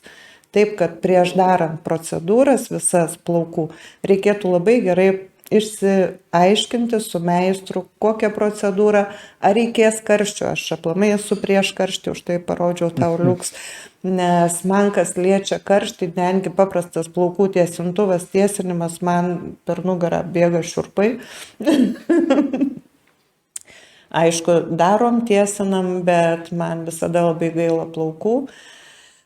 Gražu, viskas gerai, bet Bet tą tiesintuvo tiesumą galima pasiekti ir fenu, jūs man sakykit. Galima. Yra plaukų, mano sesės plaukai, tai nežinau, ką daryti su fenu, galima būtų, kad ją ištiesinti, garbanuojamas, šiaušiasi, pučiasi, neįmanoma be tiesintuvo ir jie, pavyzdžiui, be tiesintuvo, jeigu tik su fenu, jie net kimba, su tiesintuvu gražiausiai. Savaitę laiko išvaikšto ir plaukas blizga gražiausias. Jisai nesukempa. Ir aišku, tiesini su pačiu šalčiausiu, kiek yra karštas. Tai svarbiausia drėgmės neišgarinti iš plauko. Ir šiaip, jeigu sakot, kad yra tvirtas ir sunkus plaukas, tai viskas valio su tuo. Jinai gali pasitiesinti ten kartą į savaitę. Lygiai taip pat kaip ir šitie visi keratininiai ir panašus tiesinimai, jie sukurti kur? Brazilijoje. Ten, kur pas moteris plaukų kalnai, ta prasme. jie nei saulės nebijo, nei nieko, josgi visą laiką karšti tokiam būna. Tai vat jom ir buvo sukurti šitie keratininiai tiesinimai tam, kad jų plauką suglotninti ir kad jos irgi pasijaustų kaip vat mūsų lietuvaitės, tarkim, gražios tiesiais plaukais, o ne veltiniais. Taip, ir mūsų atveju vat irgi yra tam tikrų atvejų, kaip sakau, ne visada gali sakyti 100% ne, ar ne, yra tam tikrų atvejų, kur vat žmogui tikrai gyventi, gyvenimo kokybei, pagalba tai yra didelė ir tiesiog vat, atranda tą savo procedūrą, ją pasidaro tikrai vieną kartą metuose, ten net nešviesina tų plaukų, jų nedažo, daleiskim, ar ne, ir tiesiog padeda suvaldyti, padeda jam gyventi kokybiškiau, ar ne, lengviau gyventi galbūt, va taip pasakyčiau, net kad plaukui nekenkia, mes to irgi pasakyti negalim, jam kenkia, bet jam padeda kosmetiškai jį suvaldyti ir padaryti vaizde gražesnį. Sakykim, kasdien tvarkytis plaukus, gal kažkiek lengviau. Bet... Jie būna greičiau džiūsta šiek tiek po visų šitų dalykų, nes būna natūralus keratinas iš plauko išstumtas ir pridėtas tas jau, sakykime, sintetinis ar ne, įdėtas ir jis tada lengviau, gal džiūsta greičiau, išdžiūsta tiesiog, ne taip ilgai fenuoti reikia, nes tos drėgmės nebelieka plauke. Bet kad sakytumėt, kad jų nežalojam, tikrai ne. Man tai įdomu, kaip žmonės, kurie pasidarė buvo, kaip jiem jaučiasi. Aš 4 kartus buvau pasidarius koko. Taip, nuoširdžiai sakau, tarsi dar nebuvau kirpėja, tada vat, irgi viskas buvo įdomu išbandyti, viskas po pirmo karto buvo plaukai blizgantys šilkiniai ir tiesus. Tikrai tos 2,5 mėnesio visiškai nesipučia, išsiplauni, viskas tvarkoj. Antras kartas, kaip ir dar nieko, po 3 karto, gal 4 nedariau, jau sumelavau, turbūt padauginu, nes po 3 karto stipriai pradėjo lūžinėti visi galai, tiesiog, tai sėdėdavai prie stalo ir žiūri, kaip tau nubirėja gabaliukai plaukų, tiesiog centimetras, 2, pusantro, tokie, jie pasidarė kieti kaip stiklas, ar ne? Tai po to, kai tu suvoki, kas tai vyko, ir kodėl taip yra. Tai pirmas kartas kaip ir dar nieko, antrų kartų tą patį silikoną tą užlipina, trečių kartų vėl užlipina ant viršaus ir viskas, plauko paviršiuje yra stiklinė plėvelė, kuri tiesiog plaukas yra per plonas mano ir jis net laiko. Stiklinė plėvelė, kuri netirpi vandenyje ir tai yra pavojinga. Taip, nes dar sakau, kaip sakydavo, bent jau buvo momentas, kada po to jau ir kirpėja būdama, ėjau ir seminarus ir tikrai ieškau to, sakykime, ilgalaikio tiesinimo, kuris turėtų savyje ne silikonus, o vandens pagrindų būtų, ar ne, kuris kaip ir pradžiai padaro to žalos, padeda suvaldyti, bet bent jau išsiplauna, pasišalindamas iš plauko. Taip, nepalieka nieko gero jame, bet bent jau išsiplauna ir nepalieka tos papildomos plėvelės. Vėlgi šitie produktai tai yra gerokai brangesni, tai yra turbūt 5 kart brangesnis produktas ir pasidaryti tą patį tiesinimą 5 kart brangiau. Tai klausimas, kiek tų klientų tu turėtum šitam efektui, jo labiau, kad jis išsiplauna, pavyzdžiui, po mėnesio. Tai nėra tas toksai labai ilgalaikis efektas, tai vėlgi žmogus jau to nenori, žala vis tiek yra. Taip, šiek tiek natūralesni, taip. Bet vėlgi, formaldehido, vėlgi jos irgi įeina, aišku, leistinos normos, tos, kurios yra nemirtinai nuodingos, dėl ko ir buvo šita kontrolė priimta. Taigi, kur Amerikoje berods įvyko taip, kad vonioji moteris pasidariusi brazilišką ilgalaikį tiesinimą, maudėsi karštoje vonioje, jis pradėjo nuo karščio vėl garuoti ir jinai tiesiog užduso. Tai po šito įvykio buvo labai stipriai imtasi ir įvestos normos, kiek procentinių dalių gali būti ilgalaikiuose tiesinimuose šito formaldehido, kad jis nebūtų mirtinai nuodingas. Tai apie ką mes kalbame, ir jeigu mes turime kolegą darbe, kuris daro šitus dalykus ar ne, ir tu sėdi šalia, nesvarbu, kad jau dabar prikurta visokių bekvapių, su papildomais priedais, visą kitą, bet tai garuoja ir mes įkvėpiame automatiškai visi šalia. Tai tas klientas atėjęs vieną kartą, oi, nieko tokio, prisidengsiu akis, man čia griaužia, bet viskas gerai, žinai, o tu dirbi tai kasdieną. Ne, griežtai ne. Taip. Jokiais būdais. Net ir, sakykime, iš tų pačių produktų, kad, sakytų, nekaltas ar ne botoksas, nežinau, kiek aš ten firmom nevardinsiu, nei kuom, bet žodžiu, irgi, ir šitą aš bandžius ant savęs. Lygiai taip pat viena iš turbūt žinomiausių, kur tikrai kas antra procedūrų specialistė tikrai naudoja Lietuvoje jį ir šiandien dar pat naudoja ir visa kita. Tai mes su kolegė dviese, taip profesionaliai, neprofesionaliai, sakykime, pasidarom vieną kitą ir specialiai nenaudoju pirštinių. Specialiai nenaudoju pirštinių, nes teigia, kad tai produktas yra labai nekenksmingas, saugus, visa kita. Po 10 minučių sutepimo plaukų rankomis, plikomis rankomis, mano rankos išmirkusios, taip lyg būčiau 3 valandas buvusi vonioje, arba skalbinių minkštiklyje, žinote, vat, būdavo CSI kriminalistai, kai skalbinių minkštiklyje merkdavo ir ištraukdavo pirštų antspaudą. Tai lygiai taip pat pirštų pagalvėlės, jos visos visiškai išburkę, rankos atrodo, jaučiu, kad būčiau, nežinau, skalbusi rankomis valandą pusantros skalbinius, tikrai toks jausmas vat, susidaro man pojūtyje. Ir plaukui nenaudojom jokių tiesinimo žnyplių, nieko, tiesiog vat, uždėjom tą kaukę ir ją nuskalavus išsiplojom. Tai vat, plaukas atrodo šilkinis, bet pirmas pojūtis man pačiai, kas buvo, tai kad pajaučiau, kad plaukas neteko svorio, tarytum labai labai lengva galva. Tokia tiesiog labai labai lengva, blizga, jie šilkiniai, jie faini, visokie kitokie, vat, kolegė sako, oi, man visai, sako, smagu, fainas tas plaukas, taip vat, visai gerai. Ir nepraėjo gal 3 ar 4 savaitės, man pradėjo lūžinėti galai. Ir dar po gero pusmečio aš sugalvojau pasidaryti šviesinimą. Ir to šviesinimo metu praktiškai viskas nutrūko. Tai pradžioj galvojau, kas čia atsitiko, gal kažkur kažkas, bet kadangi žmogum, kuris man darė šviesinimą, pasitikėjau ar ne, ir naudojom iš vis ten 1,8% tik oksidantą prie švelnių miltelių, net ne 9 ten kokių tonų ir visą kitą keliančių. Tai švelnių priemonių pakankamai tikrai ir viskas ir praktiškai kas antra sruoga trūko ir po to taip, po to pasiekoju, ne iškart palieka tie plaukai tą galvą, kaip sakau, durna, kur sugalvojo kažką veikti nesąmoningo, bet jie palaipsniui. Taip, ir ta visiškai nutrupa ir vat, turi ką turi, po to turi vėl verkti, atauginti, dėlioti, tai vat, ne. Visi šitie tiesinimai, tai iš tikrųjų ne vien tik tai mums jau jie siauba kelia, bet aš prieš kokius 8 metus buvau su gydytojais dermatologais seminare papuolus, tai jiems buvo galvos skausmas numeris 1, kaip sustabdyti visą šitą. Nes čia yra iš tikrųjų labai negeri dalykai, bet yra rinka. Visada atsiranda ir pasiūla. Tai čia iš svetimų klaidų niekas nesimokina, nori iš savų, tai prašo. Bet kažkaip labai įdomi, iš tikrųjų ta tendencija, bet ir aš bandau visą atsekti, nuo kurio momento čia konkrečiai taip labai stipriai perėjom į tos visus procedūrinius dalykus, nes visada buvo tas plaukas žalojamas, ar ne, dažais, mes jos žalojame, po to vat, gaiviname kažkaip, dedame intensyvesnės kaukės, bandome kosmetiškai pagelbėti jiems, ar ne, kad juos padaryti gražesnius bent jau vizualiai, nes išgelbėt plauko, tai žinom, kas gali tik žirklės visą laiką, tai kitaip niekaip, arba tai ir tą patį cheminį, ar ne, susisuka, žmonės būna naudoja, nuauga, vėlgi nukerpi tos plaukus, viskas ten tvarkoja, viskas gerai lieka, tos chemijos kažkiek patenka ir ant tos odos, normalu, kad patenka, bet produktai vėl jie gerėja. Chemikalė, būtent cheminio vaistuose yra siera ir jos kiekis yra leistinas, ar ne?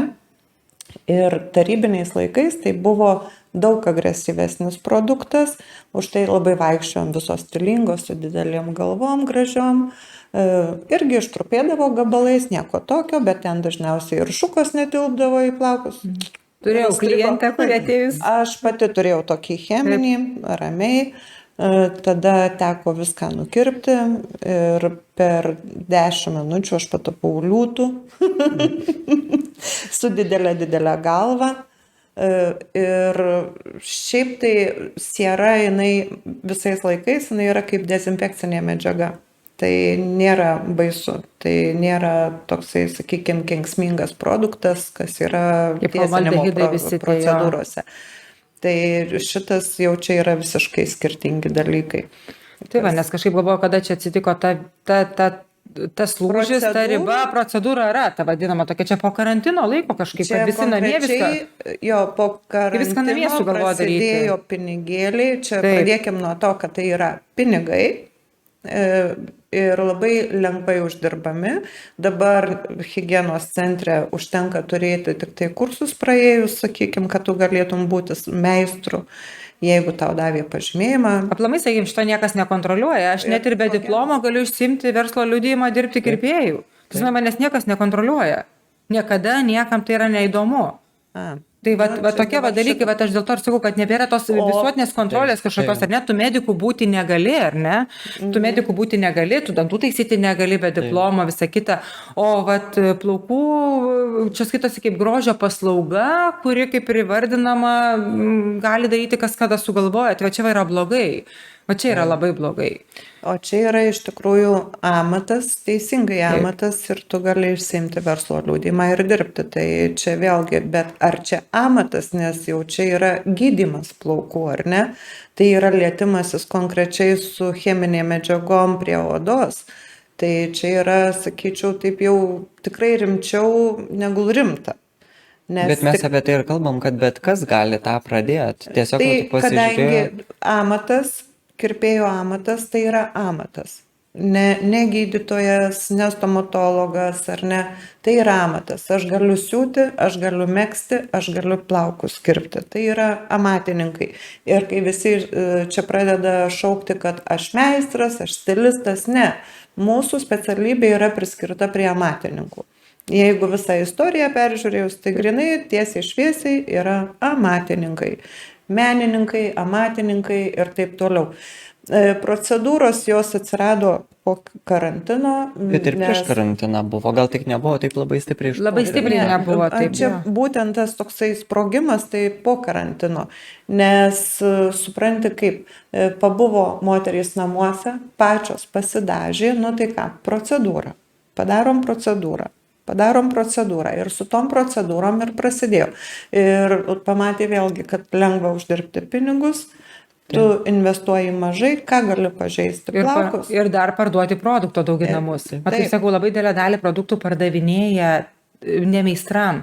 Negalima, pažiūrėjau, kodėl, aš irgi, kaip sakau, būdavo tikrai atvažiuoji į vieną ar kitą įmonę, turi pasirašyti sutartį su jais, turi parodyti kirpėjo diplomą, kad tu tikrai esi įgijęs profesinį išsilavinimą, kad nesi šiaip susigalvojęs, ta prasme, ir atėjęs iš kurselių kažkokių, tai pas kitą kolegę, žinai, salone kažkur atsisėdęs, paklausęs.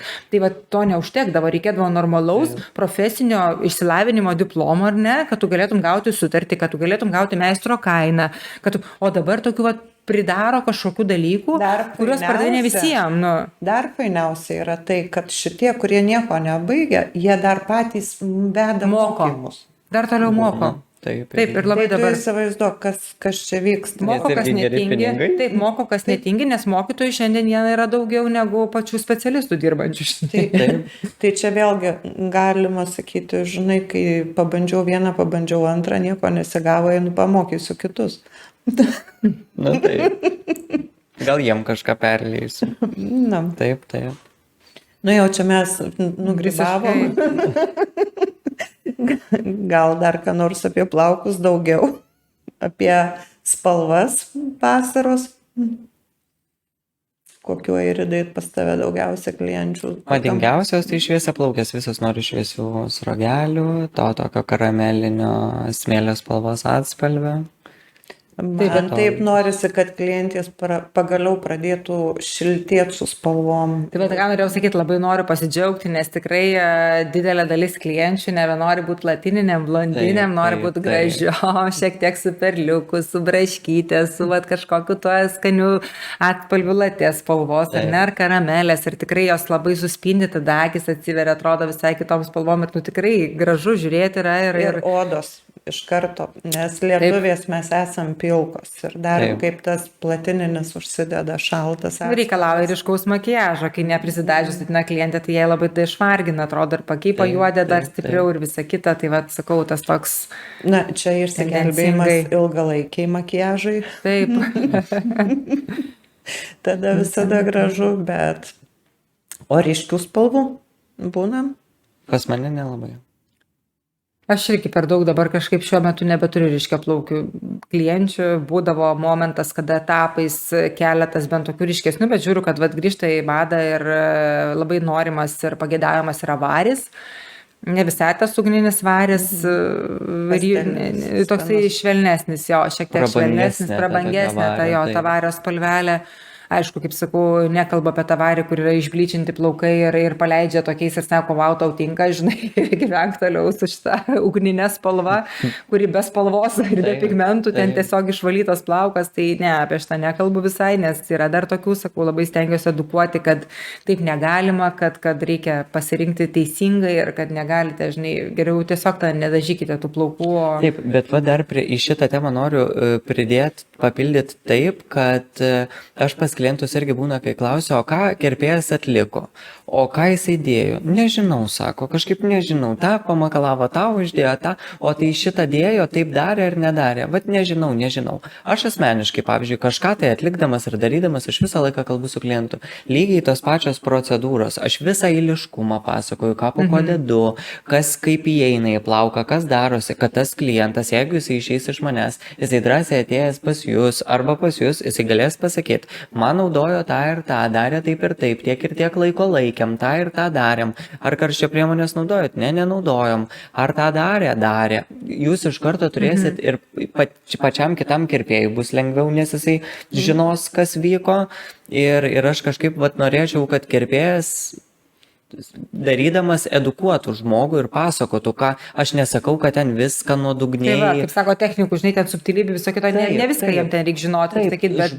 žmogiški dalykai. Taip, visiškai žmogiškų dalykų, kad paprastam žmogui būtų suprantama ir aišku, ką tu atlieki, kaip kas vyksta, ką po ko darysim. Supranti, dar yra kaip, kad ir papasakoji ir tada sako, man sakė, ką darė, bet aš žinok neatsimenu. Yra. Ne, yra, viskas gerai, bet, pavyzdžiui, būna klientas tikrai, arba kad ir iš tos pačios pusės išsiklausi daug mažai, ne, kokius šampūnus, kokius kondicionierius naudoja namuose ir jeigu savo plaukais nėra patenkintas, tada galbūt stengiasi išplauti būtent su priešinga kokią nors tai liniją, ar ne, ir visai kitaip, arba tiesiog, kad pasižiūrėt, sakau, sudėjau tą trečią, pasižiūrėkit, kaip šią savaitėlę atvaikščioti su plaukučiais, ar riebaluosis lygiai taip pat. Aišku, per vieną kartą ten stebuklų nereikia norėti, bet būna kartais tikrai pajauti, kad patiko odai ir viskas gerai, ir švariai išsiplovė ir susidėjo ir visa kita, ar kad ir ta pati kaukė. Vienas momentas yra dėl šito, kad riebaluojasi. Tai tiesiog klientai per greitai nuplauna šampūną, neišmasažuoja gerai. Neleidžia jam suveikti. Neleidžia suveikti, tiesiog užpylė, nuplovė. Aš 2 kartus muilavau. Taip, bet galvą plauti reikia apie 7 minutės. Pripažinkim, kad tikrai trumpiem plaukam reikia 5-7 minučių, tai būtinai. Sako, ne, aš 2 minutės. Tai aišku, kad tu gerai neišplausi. Jeigu vieną kartą prasukai pirštais, tai čia neplovimas. Ir vis dar reikia pabrėžti, kad su šampūnu mes plaunam galvos odą, o ne plaukus. Taip. Šitos dalykus reikia visada kalbėti, nes kaip ir pačioj pradžioj kalbėjau, kad kai kurios galvoja, kad kondicionierius gali pakeisti kaukę, arba atvirkščiai, arba aš tiesiog nenaudoju nei kondicionierius, nei kaukės, išsiploviau šampūnų ir aliejukų pasitepiau. Tas pats? Ne tas pats. Tai toks, kur edukuoti vis žmonėm primint, kad šampūnas plauna galvos odą, o ne kažkokią tai kitą kūno dalį. Ne, dabar jau yra šampūnų vyrams sukurtų, kur ir plaukams galima ir kūną prausti. Jo, būna tu 10 viename, kaip kava 3 viename. Ne. Čia yra 2 viename, tai nemaišykim, kad yra kondicionierius ir šampūnas vienam. O čia yra tinkantis ir plaukam, ir kūnui. Okay. Sulfatas yra parinktas būtent, kuris nedirgins tau nei kūno, nei plaukų. Atitinka odai. Vėlgi tvarumas. Bando kompanijos surasti tokius produktus, kurie nedirgintų nei plaukų odos, nei kūno. Ir tai dažniausiai kuria vyram, todėl kad jų oda yra pakankamai tokia tvirta, jie truputėlį turi kitą pH negu moterys ir jiems iš tikrųjų gal ir galima atrasti, bet tas 2 viename dar yra, pasirodo 3 viename, žinok. Tai čia iš visų kažkoks kosmosas. Tai va, šitų dalykų aš nesuprantu. Taip, kad sakau, čia gali būti dėl tvarumo kažkas sukurta, sugalvota, nes jau... Bet ar tai veiks visiems? Ne, toli gražu ne. Taip, tikrai faktas, kad ne. Nes vėlgi kiekvienas yra individualus ir kiekvienam reikia skirtingų dalykų. Nes tas pats veido kremas, tas pats su šampūnu. Taip, dar kitą kartą, vat net ir kvapas gali būti. Tiesiog kvapas gali būti atmetimo reakcija, tos, kurios tu nenori. Ir viskas. Tiesiog, pavyzdžiui, aš esu kvapų žmogus. Nu, tiesiog, vat, esu kvapų žmogus, sakykime, ar ne, ir jeigu man bus nemalonus kvapas, aš tiesiog net dirbti negaliu su produktu. Taip. Dėl to stengiasi kažkokius tokius pasteliškesnius, švelnesnius, galbūt nelabai įkyrius tos kvapus rinktis ir pačiam klientui, kad nebūtų vat, didelio dirginimo, tokio stipraus dirginimo, sakykime, ar ne kvapuose. Nes jo, jeigu labai jau ten tie aštrus ir stiprus įvairiausi, sakykime, specifiniai ten žymių gamintojų analogų kvepalų aromatai, tai jau labai ten būna, žinai. Taip. Ne, tai kvapai dar netgi pirmiausia ir sukelia alergijas. Žmonės atsako, man nepatinka kvapas, bet jisai dėl to ir nepatinka. Nes tau viduje kažkas įvyksta, taip. Jo, iš karto atmetimas, kad ne, tau šitas kvapas tikrai ne.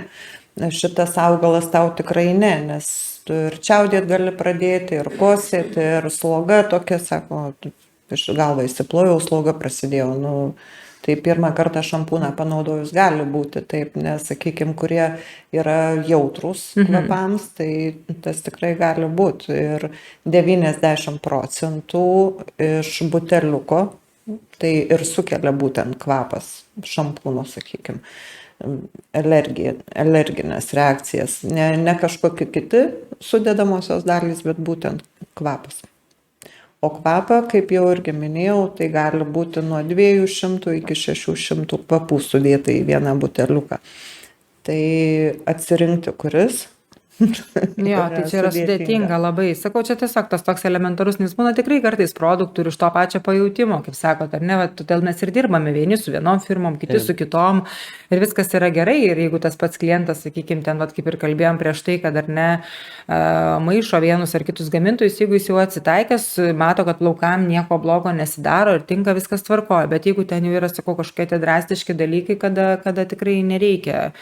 Jeigu pastebėjai, kad kažkokia nepageidavima reakcija, tiesiog, pabandyk žmogau išimti iš savo raciono tą produktą ir nebijoti jo, ir nereikia klausyti, kad man čia sakė, kad aš esu šviesia plaukė ir aš turiu kiekvieną dieną rytą vakarą naudot plaukų aliejūką ir ne kitaip, ir čia man kitaip nebus, nes mano šiurkštus plaukai. Ne, sustokite, nuimkite, nenaudokite ir pažiūrėkite tada, tas plaukas dažnu atveju pasidaro tikrai daug smagesnis, sveikesnis, švelnesnis ir neturi tos sukibimo vienas su kitu galuose, nes būtent tas aliejus ir būna, kada su tais silikonais apvelia ir viskas ir padaro savo žalą. Taip. Tai čia sakau irgi tas toks ir kas vienam tinka, kitam gali visai nepatikti. Ir nebijot kalbėti su pačiu savo kirpėju, pas kurį lankaisi, tiesiog drąsiai pasakyti, nes mes irgi nežinom, kaip jūs namuose ten, kaip jums atrodo ir kaip veikia visi dalykai ir kiekvienas atskirai. Tai tiesiog, jeigu kažkas kažkur netinka, drąsiai kreipkitės, sakykit. Mes automatiškai bandysim. Ir mes, pavyzdžiui, nesam tie visažiniai, kada mes visų priemonių, tikrai nesam visų kosmetikos priemonių išbandę ir ketina ir klausia, aš galiu tik tais, kaip sakau, būna tam tikrų produktų, su kuriais aš nedirbu, niekada nebandžiusi, sakykime, jų ar ne, ten ilgesnį laiką prisiliesti ir ateina klausia, sakau, galiu tik tais edukuoti tiek, kiek turiu savo klientų patirčių, kurie atėjo lygiai taip pat, kaip jūs pasakė, kaip teigiamą faktą arba kaip neigiamą, bet šitą žmogų ir perteikiu, kad sakau, pati jų neliečiau, nieko negaliu pakomentuoti plačiau. Tai va tiesiog, o nesam ir mes, žinai, tie žmonės, kad viską galėtumėm čia nuo A iki Z, neįmanoma. Čia to rinkoje tiek yra, taip lygiai taip pat, kaip parodoja, ar ne, Bolonijoje būnant, tai tenai tiek produktų, tokie kiekiai, kad wow, ta prasme, ir Lietuva praktiškai visus jos turi. Taip. Ne praktiškai, o visus. Praktiškai, ten vienas kitas yra brandas, kuriuo mes dar neturim, bet taip yra ir labai didelis kiekis ir gausa ir per tokį didį mastą, tai čia viską išbandyti yra neįmanoma tiesiog. Taip. Tai manau, kad šiandien dienai prisidiskutavom tiek ir tiek, aš žinau, kad mes galėtume dar 3 valandas kalbėti ir dar būtų apie ką. Tai ačiū, kad žiūrėjot labai ir klausėtės mūsų. Laukiam iš jūsų komentarų, ką galėtume patobulinti šitam pokalbėje, kas jūs domintų labiau, kokios temos, paspauskit like ir užprenumeruokit šitą kanalą. Ačiū ir gražios dienos. Ačiū. Ačiū.